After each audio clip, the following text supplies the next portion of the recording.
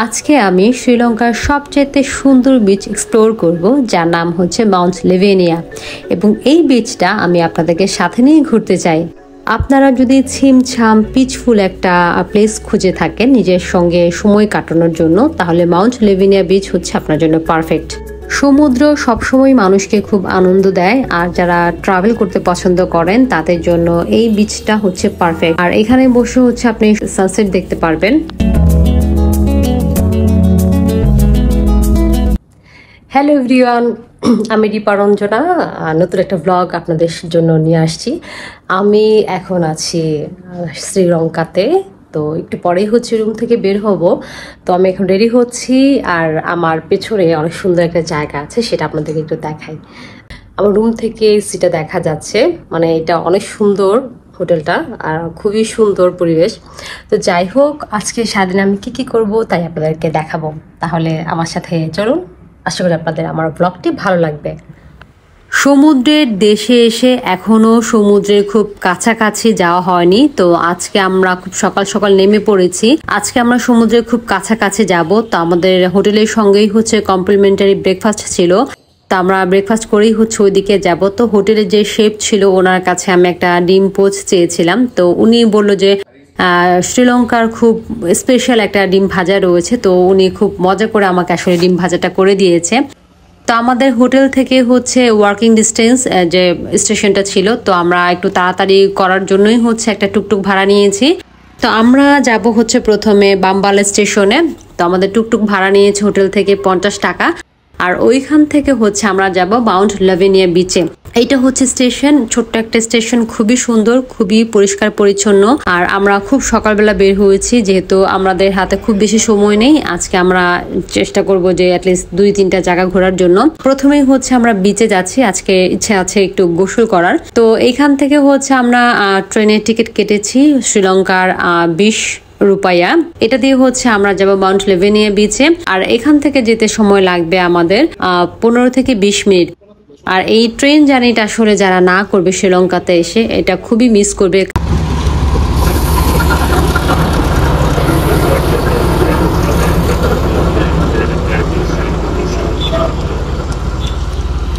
কারণ এই ট্রেন জার্নিটা এত বেশি সুন্দর, মানে ট্রেনের পাশেই হচ্ছে পুরো পথ জুড়েই মানে সমুদ্র আর হচ্ছে সবুজ গাছপালা দেখা যাচ্ছে। তো এইটা খুবই অদ্ভুত, মানে সুন্দর। তো আমি আপনাদেরকে বলবো যারা শ্রীলঙ্কাতে বেড়াতে আসবেন অবশ্যই চেষ্টা করবেন যে শ্রীলঙ্কার ট্রেনে অ্যাটলিস্ট চড়ার জন্য। আর এটা হচ্ছে লোকাল ট্রেন, খুবই ছোট্ট ট্রেন, আর এইটা কিছুক্ষণ পরপরই হচ্ছে পাওয়া যায় ট্রেনটা। তো এর জন্য আসলে আমার কাছে খুব ভালো লেগেছে। আর এত সুন্দর সিনারি দেখতে দেখতে যাওয়া, এটাও আসলে খুব মজার। আরেকটা জিনিস আমার দেখে খুব ভালো লাগছিল যে রেল লাইনের পাশেই হচ্ছে, মানে সমুদ্রের বিচের পাশেই হচ্ছে অনেকগুলা বাসা দেখলাম যে তারা হচ্ছে বাড়িঘর বানিয়ে থাকছে। তো এইটা তো আসলে খুবই মজার যে সারাদিন যারা থাকছে তাদের সমুদ্রের একদম সামনেই হচ্ছে সমুদ্র, আর পেছনে হচ্ছে রেল লাইন। তো এইটা একটু বিরক্তর হতে পারে যে ট্রেনের শব্দ একটু পরপরে যাচ্ছে, বাট সামনে সমুদ্র, বাসা থেকে বের হলে বা রুম থেকে বের হলে জানালা খুললেই হচ্ছে সমুদ্র দেখা যাচ্ছে। এইটা তো মানে খুবই অদ্ভুত, মানে ভালো লাগার একটা জায়গা আমার কাছে মনে হয়। তো যাই হোক, আমার কাছে ইভেন আমরা যারা গিয়েছিলাম ঘুরবার জন্য, তো আমাদের সবার কাছে হচ্ছে শ্রীলঙ্কার ট্রেন জার্নিটা খুবই মজার লেগেছে এবং খুবই ভালো লেগেছে এটা।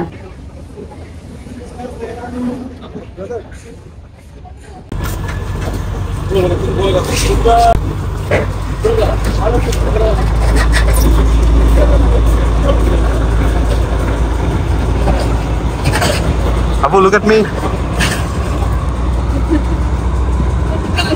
Thank you.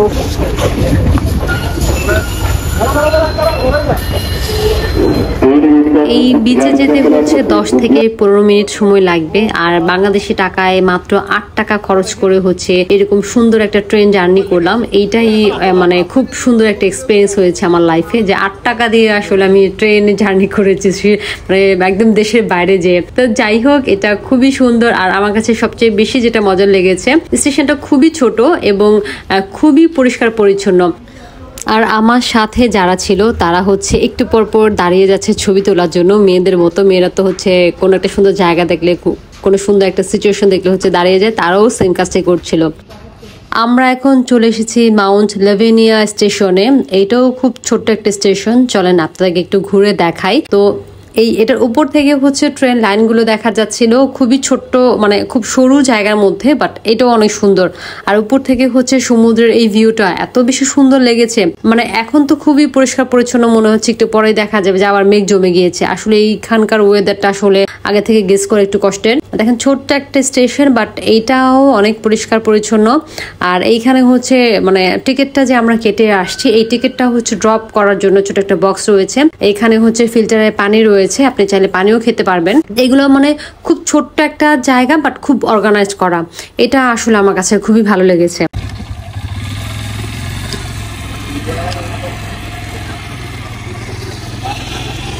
স্টেশন থেকে বার হওয়ার পর হচ্ছে 5-7 মিনিট হাঁটতে হবে বিচে যাওয়ার জন্য। তো এই হাঁটার রাস্তাটা অনেক বেশি সুন্দর। আর এইটাতে যেতে হয় হচ্ছে মাউন্ট লেভেনিয়া যে হোটেল রয়েছে, এই হোটেলটা প্রথমে আমরা দেখে ভেবেছিলাম যে কোনো সরকারি কোনো হাউস বা সরকারি কারো বাসা টাসা হবে। পরে কাছে গিয়ে দেখলাম যে এটা আসলে একটা হোটেল, খুবই সুন্দর। মানে দেখেই মনে হয়েছিল কোনো রাজপ্রাসাদ। তো এই হোটেলের পাশ থেকেই হচ্ছে একটা নামার জায়গা রয়েছে, দেখতেই পাচ্ছেন যে এখান থেকে নেমে হচ্ছে এই রেল লাইনের পথ ধরে হাঁটতে হাঁটতে যেতে হবে বিচের কাছে। তাহলে চলেন আমার সঙ্গে। আর রাস্তাটা এত বেশি সুন্দর, আপনাদেরও অনেক ভালো লাগবে। শহরের খুব কাছে ডে ট্রিপের জন্য মাউন্ট লেভেনিয়া বিচটা খুবই পারফেক্ট। ব্রিটিশ গভর্নর টমাস মেগল্যান্ড এখানকার লোকাল যে ডান্সার ছিল তার প্রেমে পড়েন এবং তার নাম ছিল লেভেনিয়া। এই লেভেনিয়া নামেই হচ্ছে এই জায়গাটার নামকরণ করা হয়, মানে এই প্রাসাদটার নাম রাখা হয়। পরবর্তীতে এটা হোটেলে রূপান্তর করা হয়।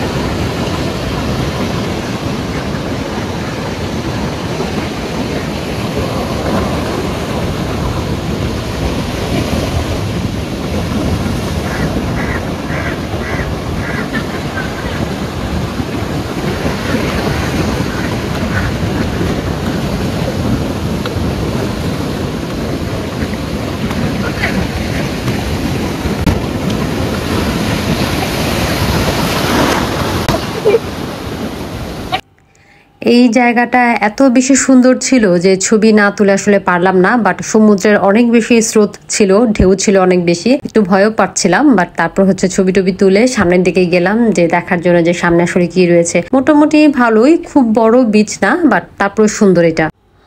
মাউন্ট লেভিনিয়া এই বিচটা কলম্বো থেকে 12 কিলোমিটার দূরে। তো প্রথমে আমি ভেবেছিলাম যে আমি বলেও ছিলাম যে ওইটা হচ্ছে যে কোনো প্রেসিডেন্টের হাউস হবে, আমার কাছে প্রথমে দেখে মনে হয়েছিল। পরে আমি গুগল করে জানতে পারলাম যে মাউন্ট লেভিনিয়া আসলে প্রথমে গভর্নর হাউসই ছিল, 1805 সালে এটা নির্মাণ করা হয় এবং এটা পাশেই হচ্ছে এই বিচটা, যার কারণে হচ্ছে এই মাউন্ট লেভিনিয়া নামকরণেই এই বিচের নামকরণ করা হয়েছে। আর এইটা প্রথমে হচ্ছে গভর্নর হাউস ছিল, পরে এটাকে হোটেলে রূপান্তর করা হয়। আমরা সবাই পুরো বিচটা ঘুরে দেখে তারপর হচ্ছে একটু ছবি টবি তুললাম, তারপরে সবাই মিলে সিদ্ধান্ত নিলাম যে আজকে আমরা হচ্ছে সমুদ্রে শাওয়ার নিব। তো শ্রীলঙ্কাতে এসে আসলে সমুদ্রে এখনো গোসল করা হয়নি, তো সবাই আসলে চিন্তা করলাম যে দেশের বাইরে এসেছি বা ভিন্ন দেশে একটা সমুদ্রের কাছে এসেছি, কেন আমরা সবাই গোসল করব না। বিচের পাশেই হচ্ছে একটা রেস্টুরেন্ট ছিল, তো আমাদের সবার সঙ্গে ব্যাগ ফোন টোন ছিল, তা আমরা ভাবলাম যে ব্যাগগুলো অ্যাটলিস্ট রাখা দরকার। তো সেজন্য হচ্ছে আমরা চলে আসলাম হচ্ছে শেলটন সি ফুড এই রেস্টুরেন্টের কাছে। তো ওদের কাছে থেকে হচ্ছে আমরা একটা বেঞ্চ ভাড়া নিয়েছি, জাস্ট একটা সিট ভাড়া নিয়েছি। তো আমাদের কাছ থেকে প্রথমে ভাড়া নিয়েছিল শ্রীলঙ্কার 250 টাকা। তো এখানে হচ্ছে আমরা ব্যাগ ট্যাগ রেখে হচ্ছে সবাই শাওয়ার নিতে চলে যাই। তো শাওয়ারটাও শেষ করে যখন আমরা এখানে আসি তখন হচ্ছে ওরা আমাদেরকে বলে যে আপনারা ভেতরে যে কাপড় চেঞ্জ করেন বা শাওয়ার নিয়ে নেন। যেহেতু আমাদের সবার গায়ে হচ্ছে বালু টালু ছিল, তো ওরা অনেক খুব ভালোভাবে বলছিল যে আপনারা ভেতরে যান, ভেতরে যে গোসল করে নিয়ে নেন, কোনো সমস্যা নেই। কিন্তু আসলে আমরা বুঝতে পারিনি যে এটা তাদের একটা ট্র্যাপ। আমরা যখন গোসল টোসল করে আসলাম, আমরা হচ্ছে ওদেরকে 250 টাকা পে করলাম। তখন হচ্ছে ওরা আমাদের সাথে একটু ঝামেলা ক্রিয়েট করলো যে আমরা সবাই গোসল করেছি, তাদের পানি খরচ করেছি, আমাদেরকে অনেক বেশি টাকা দিতে হবে। তো ওরা আমাদের কাছে প্রায় 2500 টাকার মতো চেয়েছিল। তারা মোটামুটি একটা ঝগড়ার মতো একটা সিচুয়েশন তৈরি করে ফেলেছিল। যাই হোক, পরে হচ্ছে আমরা সবাই মিলে কথা টথা বলে ওদেরকে 800 টাকা দিয়ে তারপর আমরা ওখান থেকে বের হই। তো শ্রীলঙ্কার কিছু কিছু জায়গা হচ্ছে খুবই কিছু কিছু জায়গা মানুষ খুবই বাজে অ্যাটিটিউড করে। তো এই জায়গা থেকে আপনারা একটু সাবধান থাকবেন, কারণ কোনো কিছু করার আগে অবশ্যই আপনারা সেটা নিয়ে পেমেন্টের বিষয়ে যদি থাকে সেখানে কথা বলে ফাইনাল করে তারপর হচ্ছে কাজটা করবেন। কারণ এর আগেও আমি একটা মন্দিরে ঘুরতে গিয়েছিলাম, তখনও দেখলাম যে একটা মেয়ের কাছ থেকে অনেকগুলো টাকা তারা নিয়েছে। বাট তো আমি এটাই আসলে বলতে চাচ্ছি যে বাইরের দেশে যে একটা মানুষের সাথে সিনক্রেট করা এটা খুবই খুবই খারাপ দেখায়। তো এই জায়গাটা একটু আসলে সাবধান থাকবেন আপনারা। কলম্বো বিচের পাশে একটা বিচ মার্কেট রয়েছে, তো শাওয়ারটাও শেষ করে আমি এখানে এসেছি, দেখি এখানে কি পাওয়া যায়। আপনারা যদি বিচে একটু কম লোকজন দেখতে চান বা ভিড় কম দেখতে চান, তাহলে আমি সাজেস্ট করব যে সকাল দিকে আসার জন্য। সকালে আসলে হচ্ছে লোকজন একটু কম থাকে, আর সানসেট দেখতে চাইলে অবশ্যই আপনাকে বিকেলে আসতে হবে। খুব ছোট্ট একটা মার্কেট, তেমন কিছু নাই এখানে এগুলো ছাড়া।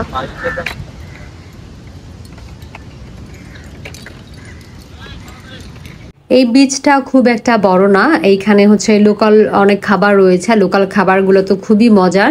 আর আমি এর আগের ব্লগে বলেছি যে শ্রীলঙ্কার খাবারের মান খুবই ভালো, আর এখানকার নারকেলগুলো খুব মজার এবং একটু কমেই পাওয়া যায়। আর এখানে সি ফুড খেতে চাইলে পাশেই যে রেস্টুরেন্টগুলো রয়েছে সেখান থেকে আপনারা সি ফুড খেতে পারবেন। সি ফুড রয়েছে, স্ট্রিট ফুড রয়েছে। তো শ্রীলঙ্কাতে অবশ্যই কেউ খাবার মিস করবেন না। মাউন্ট লেভিনিয়া বিচ ঘুরে দেখতে কত সময় লাগবে সেটা একটু বলছি। এই বিচটা খুবই ছোট, খুব বেশি একটা বড় না। তো ঘন্টা দেড়েক সময় আসলেই হচ্ছে পুরো জায়গাটা ঘুরে দেখতে পারবেন আর সবকিছু এক্সপ্লোর করতে পারবেন। তো যদি কেউ শাওয়ার নিতে চান সেক্ষেত্রে বলবো যে 1 ঘন্টা বেশি সময় হাতে নিয়ে আসবেন। আর যাওয়া আসার জন্য খুবই কম সময় লাগে, কারণ আমরা যে হোটেলে ছিলাম সেখান থেকে 15 থেকে 20 মিনিট লেগেছে এখানে আসতে। তো ট্রেন জার্নিটাও মজার এবং আসতেও খুব কম সময় লেগেছে। তো আপনারা একটা দিনে হচ্ছে ডে ট্রিপের জন্য এইখানে একটা সময় ব্যয় করে বাকি সময়টা অন্য জায়গায় আপনারা স্পেন্ড করতে পারবেন, বা শপিং টপিং থাকলে ওইখানে হচ্ছে আপনারা সময় ব্যয় করতে পারবেন। মোট কথা হচ্ছে একটা দিনই পুরো একটা দিন আপনার এই জায়গায় নষ্ট হবে না।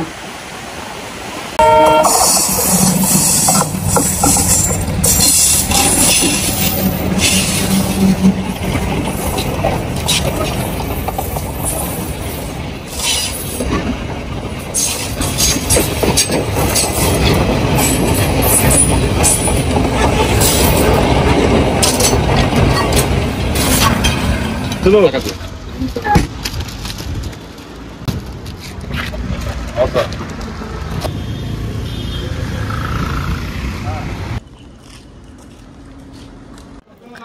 আমরা যে স্টেশন থেকে এসেছিলাম সেখান থেকে হচ্ছে আবার ফেরত যাব, তো ওইখানে যে হচ্ছে আমরা টিকিট কাটবো।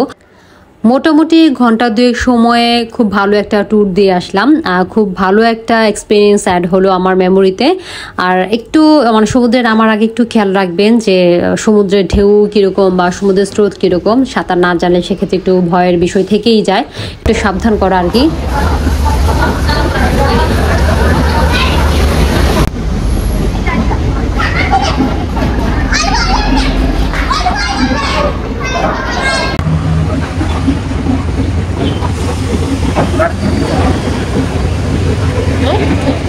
Estoy running like this.